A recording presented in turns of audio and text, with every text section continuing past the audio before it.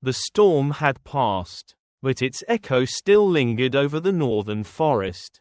Snow blanketed the world in white silence, thick and heavy on the branches, muffling every sound except the crunch beneath Evelyn Grace's boots.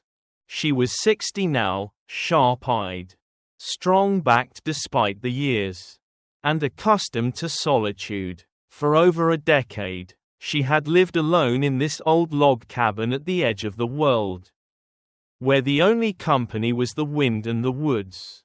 Life here demanded effort, but Evelyn found peace in its rhythm. Wake, gather, fix, survive. That morning, she stepped into the cold wrapped in wool and instinct. Her gloved hands gripped the handle of her old wooden sled as she trudged through the fresh snow in search of firewood. The blizzard had torn through the trees the night before. Snapping branches and toppling old limbs, there would be plenty to collect. But halfway down the trail that curved behind her cabin, something caught her eye. A strange lump in the snow. Too rounded to be a log. Too small to be a fallen tree limb. She paused, squinting through the faint flurries still drifting from the gray sky.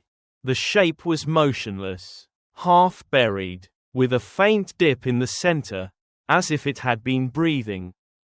Evelyn approached cautiously. Then she saw the ear. A soft curve of gold, rimmed in frost. She dropped to her knees. It was a cub, a lion cub, so impossibly out of place that for a moment she thought she was imagining it. Its fur was matted with ice, clinging to its fragile frame. Its breath came shallow and slow, if at all. The eyes were barely open, glassy and distant. "Oh God," Evelyn murmured. She reached out with trembling hands and brushed the snow from its face. It didn't flinch. It didn't move. A normal person might have walked away, called a ranger, maybe, or left it to nature. But Evelyn's life had long been built on doing what others wouldn't. She took off her coat and wrapped the cub inside it. "It's all right, little one," she whispered, rising with effort. "You're not dying today." The walk back felt endless. The snow was deep, her burden delicate. Her breath came in sharp bursts. Her legs burned, but she didn't stop. Inside the cabin, she stoked the fire to roaring, then laid the cub near it on a thick pile of blankets.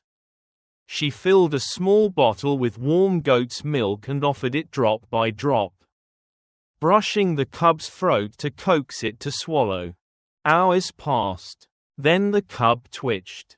Evelyn leaned forward. "That's it. Come on now." A shudder, a weak cough, and finally, the cub's eyes blinked open, truly open, for the first time. They were golden, not just yellow, not brown, but deep, vivid gold. There was pain in them, and fear, but there was also something else, something that looked back. Recognition. In that moment, Evelyn saw not just a wild animal clinging to life, but a soul that had made it through a storm it wasn't meant to survive. She named him Sol, after the sun, because even in the coldest place she'd ever known, something had returned to her that felt like light. In the days that followed, Sol grew stronger. He walked, unsteady at first, then with more confidence. He sniffed at the door but didn't press to leave. Evelyn fed him gently, cleaned his fur, and talked to him as if he were an old friend returning from war. "You must have come a long way," she said one night, as Sol rested his head on her foot. "And you didn't get here by accident." She wasn't wrong. A lion cub didn't simply appear in the far north. Not without reason, not without something, or someone, driving him there. And though Sol never made a sound, Evelyn sometimes swore she could feel him speak. Not in words, but in glances. In the way he watched the door when the wind howled. In the way he pressed his head against her chest after waking from nightmares. In the way his eyes never left hers. It was in those eyes, those impossible, golden eyes, that Evelyn remembered the parts of herself she'd buried. The grief that brought her to the forest in the first place. The people she'd lost. The quiet promise she'd once made, I won't love again. It hurts too much. But now, love had come back, crawled out of the snow, curled up at her hearth, refused to die. Weeks passed. The world outside thawed just enough to show the dark earth beneath. Sol was growing, slowly but steadily, stronger with each sunrise. He played, clumsily, stumbled after falling leaves, sat beside Evelyn when she read aloud by candlelight, his head cocked as though understanding every word. One morning, Evelyn woke to find him sitting at the window, watching the woods. His ears twitched, his body tense. Something was out there. She stood beside him, heart suddenly cold again, because if Sol had made it through the snow, something else might have followed. The forest had grown quiet. Too quiet. But Evelyn didn't move away from the window. She reached down, laid a hand on Sol's back, and looked into the trees. Whatever was coming, they'd face it together, because eyes like his didn't lie. They remembered, and they warned. The cabin was dim, lit only by the flicker of a small fire and the grey light bleeding through snow-frosted windows. Evelyn cradled the tiny lion cub against her chest as she kicked the door shut behind her with one booted foot. The wind outside howled like a wounded beast. But inside, warmth had begun to return, barely. She moved quickly, setting the bundle of her coat down on a thick wool rug near the wood-burning stove. The cub didn't stir. Its body was limp, soaked, and icy cold to the touch. Evelyn's hands moved with calm urgency born from a lifetime of surviving harsh winters. She'd seen frozen birds revive, deer limp through blizzards. And now, she prayed, a lion survive a storm. She peeled off her coat, then gently unwrapped the cub from the wool layers. It was barely the size of a house cat. Legs too thin, belly hollow, ice clung to its whiskers. Its fur, once golden, had turned grayish with frost. Its breathing was shallow, rhythmic only in the loosest sense. Evelyn grabbed a towel and began rubbing the cub gently but firmly. Warming its limbs, drying the fur. She worked by feel, not expectation. Every few minutes, she paused and laid a hand near its chest, searching for the slow thud of a heart. It was there, but faint. You're not giving up, she murmured, as if willing the tiny creature back to life. Not now. Outside, the blizzard had passed. Inside, another storm was being fought. One heartbeat at a time. Once the cub was dry, Evelyn added more wood to the fire until the stove's iron sides glowed red-orange. She grabbed an old hot water bottle, filled it, and wrapped it in flannel. Then she slid it beneath the towel-dried cub, building a nest of warmth around it. In the kitchen, she heated milk, not quite the right kind, but all she had. She added a touch of honey and let it cool to lukewarm before drawing it into an eyedropper. Back at the stove, she knelt beside the cub, gently pried its mouth open, and dripped a small drop onto its tongue. It didn't respond. She tried again, then again. On the fourth drop, its throat moved, barely. A swallow. Yes, Evelyn breathed. That's it. Drop by drop, she fed it through the night. The hours blurred. The wind died down. The fire crackled on, and at some point, while Evelyn dozed sitting up with the cub in her lap, something changed. A sound, soft and uncertain, broke the silence. She blinked, awake. The cub had let out a tiny mewling sound, somewhere between a sigh and a rasp. Its eyes fluttered open, just barely, and for the first time, Evelyn saw the true color. Golden. She smiled, breath catching in her throat. "Hello, little one." It looked at her, not fully, not with recognition, but with life. That was enough. "You're going to make it," she whispered. "I don't know how, or why you ended up in my woods. But you're going to live." She hesitated, then added, "For now, I'm going to call you Leo. Just until we figure out who you are." The name hung in the air like a promise, Leo, drawn from constellations, kings, and children's stories. It was not a name of ownership, but of hope, as the sun broke through the trees in slivers of pale gold. Evelyn stood and stretched, bones creaking, fatigue crashing down on her. But she didn't leave Leo alone. Instead, she set up a basket near the stove, lined it with blankets and old sweaters, and placed the cub gently inside. Then she sat nearby, sipping weak tea, eyes never far from the rise and fall of his tiny ribs. She couldn't explain it, why she cared so quickly, why she felt tethered to this wild, helpless thing. She knew it was dangerous. She knew this was a lion, not a kitten, that it would grow fast, and one day become something that couldn't live in a cabin in the woods. But none of that mattered yet. Not while the fire still glowed. Not while Leo was breathing. That day, she didn't go out for wood. She didn't mend clothes or sweep snow off the porch. She sat, quietly, beside Leo's basket, feeding him when he stirred, speaking to him in a voice soft and low. "Everything's changed now, hasn't it?" she said, more to herself than to him. "You and me, we're both a little broken, a little lost, but maybe we found something here, something to fix."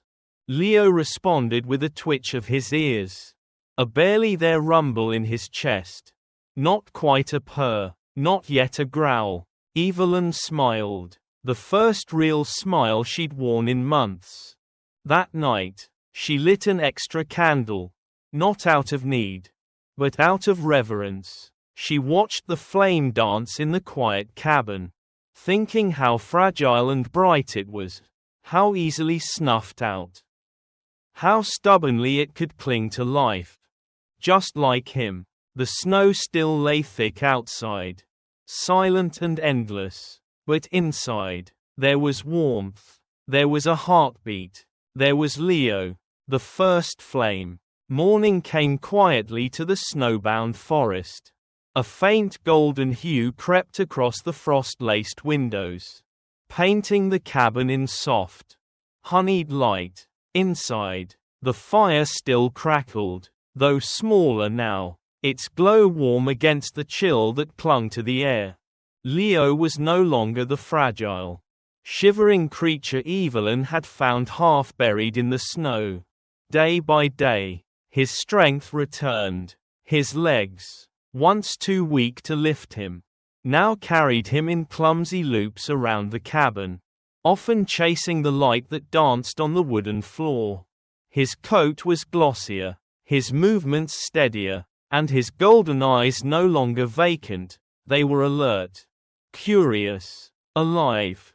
Evelyn watched him from her rocking chair, a steaming mug of tea in hand.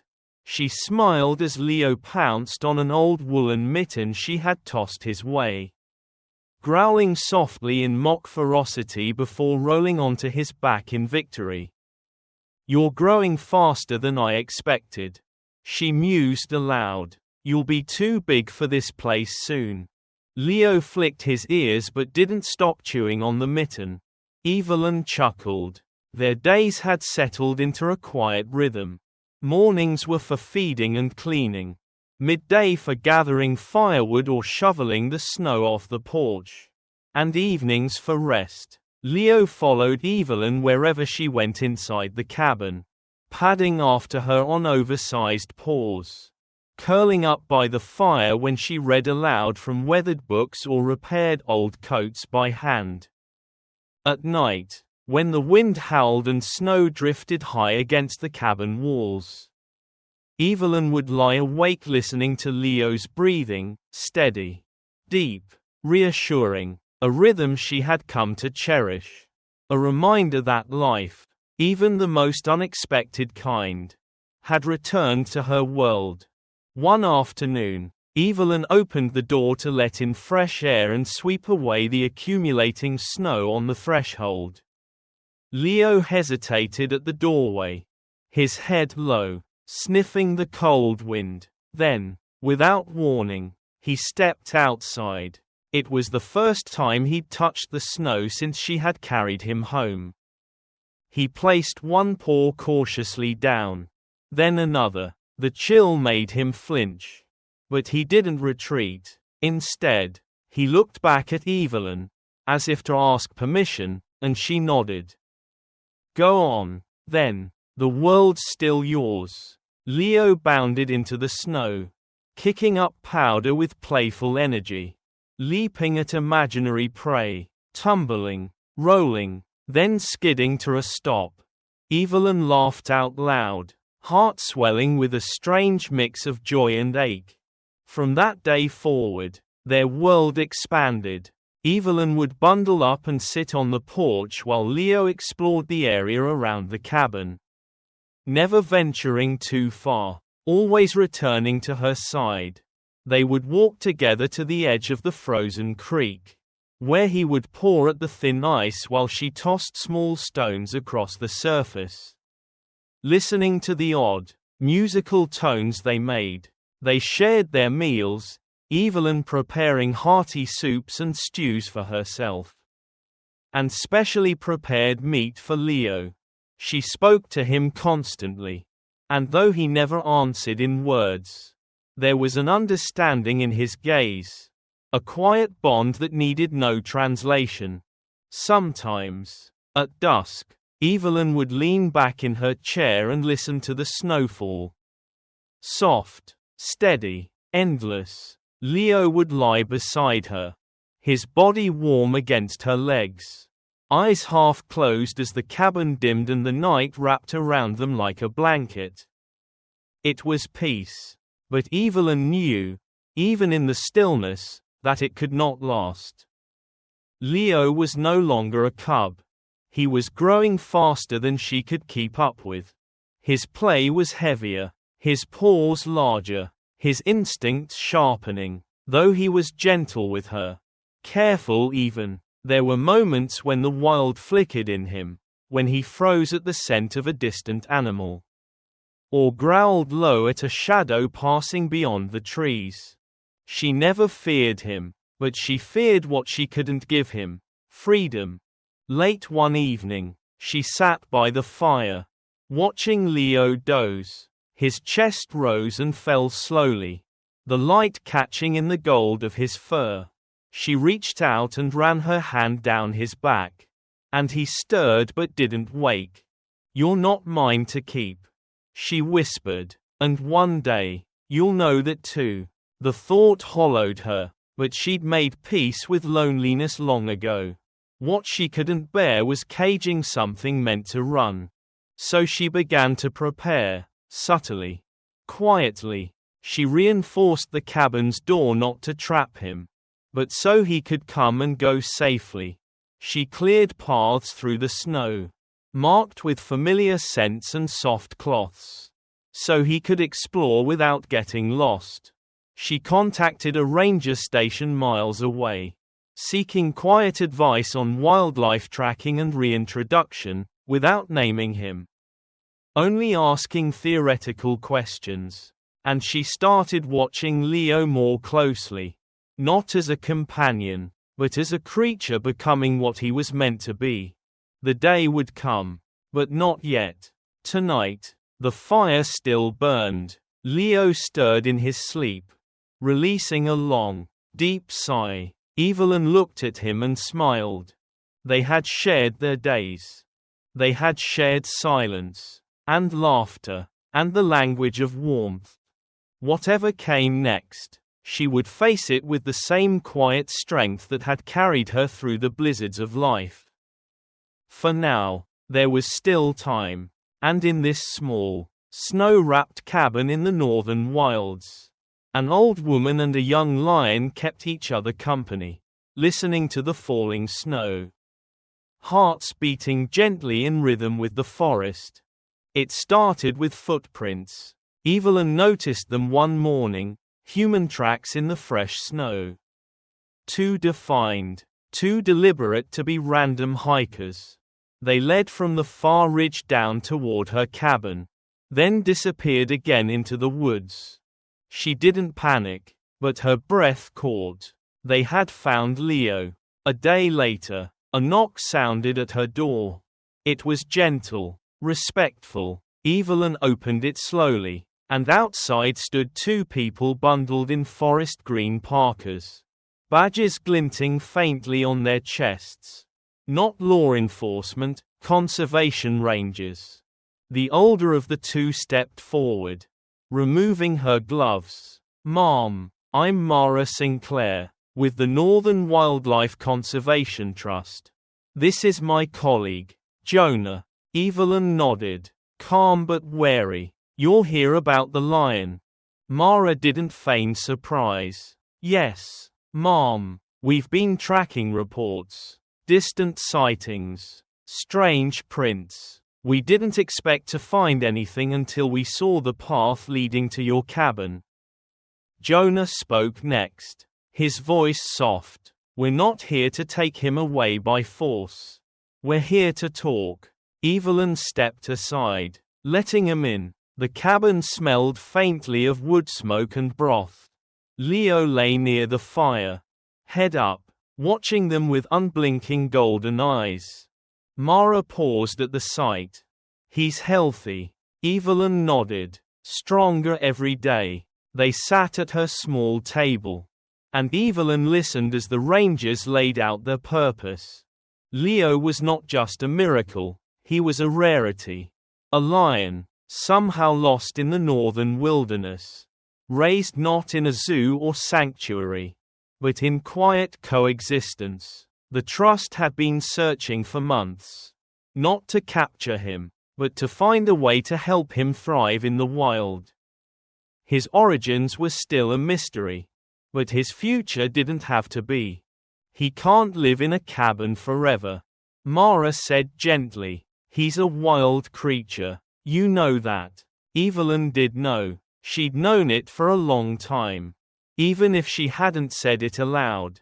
"We have a protected rewilding site," Jonah added. "Thousands of acres. No public access. Monitored but free. It's a soft release program. He'd be introduced gradually, with support, in an area suited for big cats.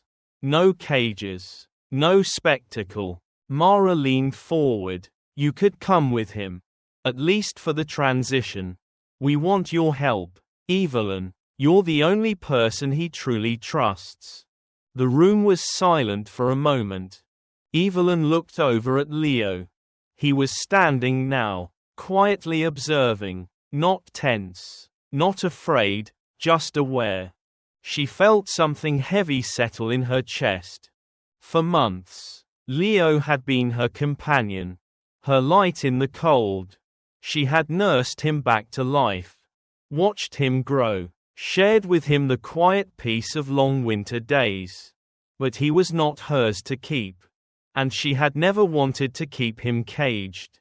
Even in comfort, he belongs to the world, she said softly. Mara nodded. "Yes, but the world can be cruel. That's why we do this." Evelyn stood, walked over to Leo, and knelt beside him. She placed a hand on his thick mane, now growing in fuller by the week. His body radiated warmth, and he leaned into her touch. "I always knew this day would come," she whispered. "I just didn't know if I'd be strong enough to let you go." She felt a nudge at her shoulder, Leo's gentle push. It wasn't desperation. It wasn't fear. It was reassurance. A choice. Shared. That night, Evelyn sat by the fire with Mara and Jonah, going over details, transport schedules, veterinary checks, the layout of the rewilding site. She asked hard questions, and they answered honestly. No guarantees, but every effort. No domestication, no showboating, only freedom. Carefully offered. Leo stayed close, lying at her feet as she spoke. It was as though he understood, even without words. At dawn, the truck arrived, quiet, unmarked, modified for safety and space. Evelyn had packed a small bag, warm clothes, a flask of tea, and one old photo of her and Leo beside the cabin, taken in the early spring.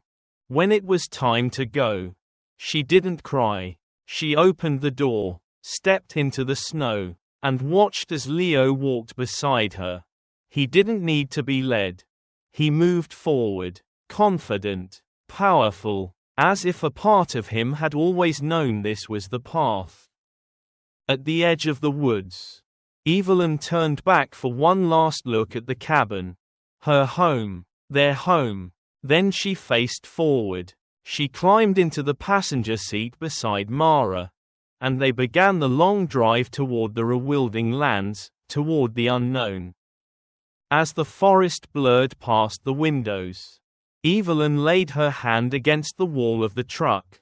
Leo was just behind it, resting calmly. "You'll run again soon," she whispered, and this time, not to escape, but to belong.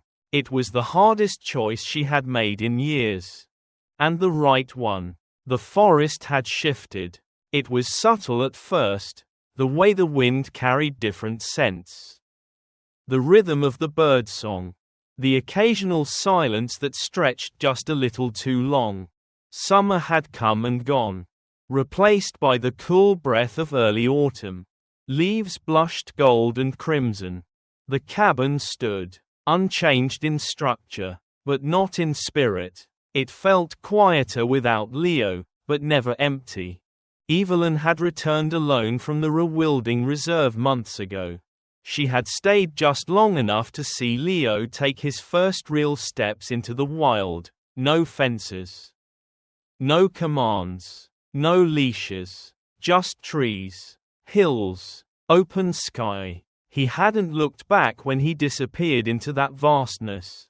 But she had. And now, with each new dawn, she wondered, would he remember? Would he ever come back? It was just after dusk when she heard it. A low rustle outside, not the frantic scampering of rabbits, not the snapping twigs of deer. This was heavier, measured, intentional.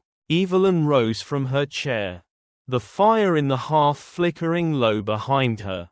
She moved slowly to the door, every sense alive. Her hands didn't tremble, but her breath caught. When she opened the door, the world was wrapped in mist and moonlight. And there he was, Leo, no longer the cub she'd fed by hand, nor the awkward adolescent who once skidded across her wooden floor chasing a mitten. He stood now at the edge of the trees, massive, powerful, his mane thick and golden like fire in the half-light. His eyes glowed the same deep amber she'd known from the beginning. He didn't roar, he didn't move. He simply watched her. Evelyn stepped down from the porch. Her boots crunched softly on the gravel path. And for a moment, all she could hear was her own heartbeat. "Leo," she whispered, as if on cue. He lowered his head, slowly, not in submission, but in recognition. Then Evelyn noticed something else. Two small shapes emerged from behind him, half hidden in the brush. Cubs, barely weaned, their fur still fluffy, their eyes wide with the uncertainty of youth. They stood close to Leo's legs, peeking out at the strange wooden structure ahead and the human who had just stepped from it. Evelyn's breath caught. He had returned, and he had brought them. For a few long seconds, none of them moved. Then Evelyn did something unexpected.